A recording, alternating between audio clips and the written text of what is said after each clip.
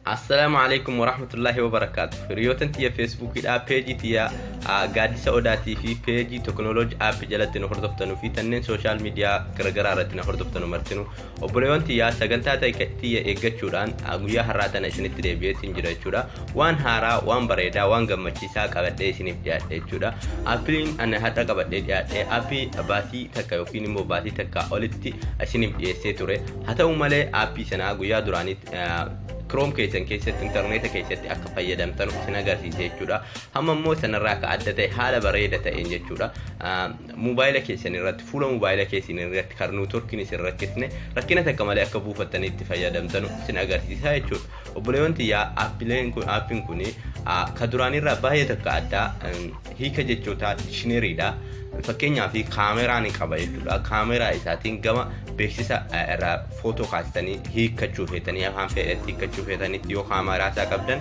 kallattumaan gama mobaayila keessanitti afaan isin feetanitti hiikee isiniif fida jechuudha.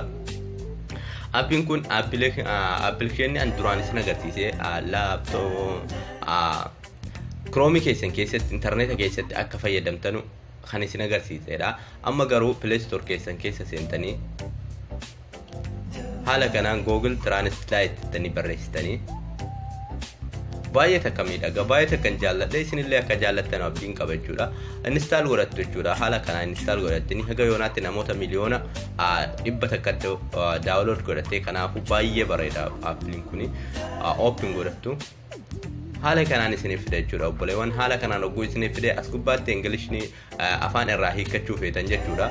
Afaan irraa hiikuu feetan haala kanaan kilik gochuudhaan afaan ni filattu jechuudha. Afaan Ingiliffiirraa gara afaan birootti hiikachuu feene haala kanaan Ingilishii irratti dhugunna as gubbaa afaan itti hiikachuu feene kilik goona.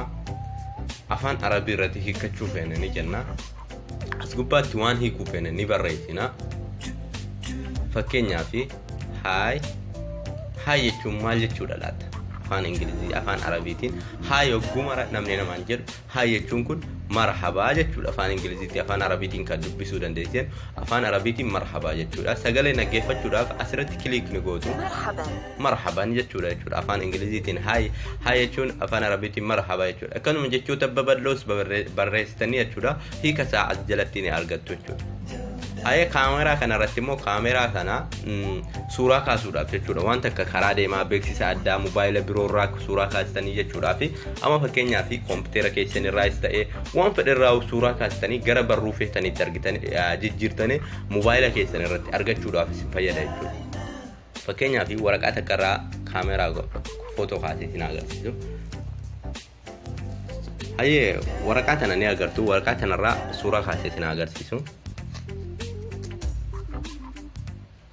waraqaa kana ni agartu jechuudha. Waraqaa haala kanaan sirreeffatanii erga kaatanii booda egaa waraqaa haala kanaan sirreessitanii kaameraa kan keessanitti qabdu jechuudha. Haalumaan itti qabu kanaan kaameraa keessanitti qabdanii tokko bakka kaameraa kanaa kilik gootu jechuudha.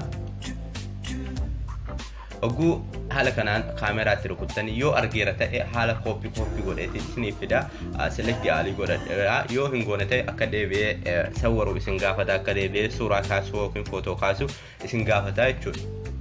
Obboleewwan tiyyaa kana kaameraa kana oguu itti qabdanu sirriitti jechuudha. Kaameraa gara barruu irraa footoo kaasuu feetanii sanatti sirriitti irratti qabuutu isinirraa eegama jechuudha. Egaa hiriyoota tiyyaa oguu isin suuraa kaasanii barruu hamma footoo kaasan kan haala kanaan nu fida jechuudha. Akkuma beekamu select jedhee asirratti select yaalii jedheetii nu fida jechuudha. Ayya select goona jechuudha waan kana afaan birootti hiikkachuudhaaf ayya asirratti xiyya agartanu kana xiyya kanarratti ni rukuttu jechuudha.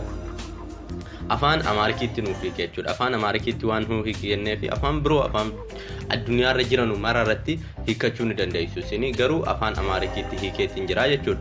Afaan Amaarikiitti haala kanaan hiiknee dubbisuu dhaggeeffachuu ni dandeenya jechuudha.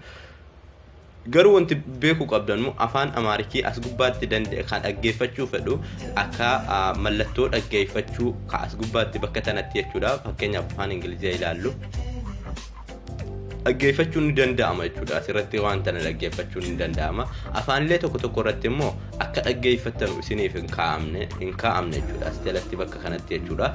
Silaa akka dhaggeeffatanu kaa'amu kun hin jiru jechuudha. Kanaafuu dandeettii dubbisuu bichaa yoo dubbisuu dandeessan daddee dubbisuutiin itti fayyadamuu dandeessu jechuudha.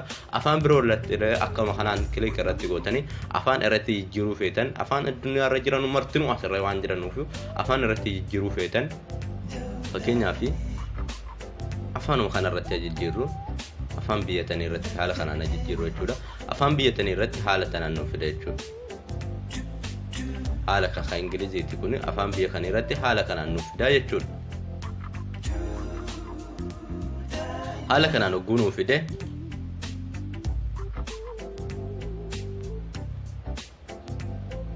egaa haala kanaan ogguu nu fide ol barbaaduudhaan jechuudha. Afaan illee feetan asirratti akka filattan isin agarsiiseen jira. Afaan Amaarikii irratti yoo filattan haala kanaan isin fida. Ogguu isin fide asirratti koopii gootanii nama takkaaf erguudhaaf nama takkaaf barruu kana jechuudha. Barruu afaan Amaarikii kana nama takkaaf erguudhaaf karaa WhatsAppii, Facebookii, Messenger adda addaatiin namaa erguudhaaf yookiin immoo koopii kana irratti jechuudha. Koopii ishee kana irratti ogguu takkaaf kilik gootu haala kanaan koopii isiniif godha jechuudha. San booda asiin baatu bakka namaa itti erguu feetan sana ni seentu jechuudha.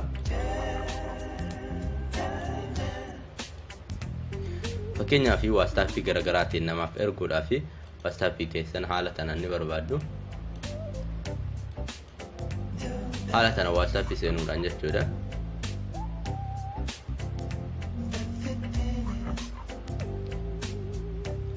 Asirratti jechuudha bakka nama sanaaf erguu feetan maqaa nama sanaa barbaaduudhaan irratti kilik gootu. Haala kanaan ogguu irratti kilik gootan gadi qabdu jechuudha. Sekondii xiqqaadhaaf gadi qabdu.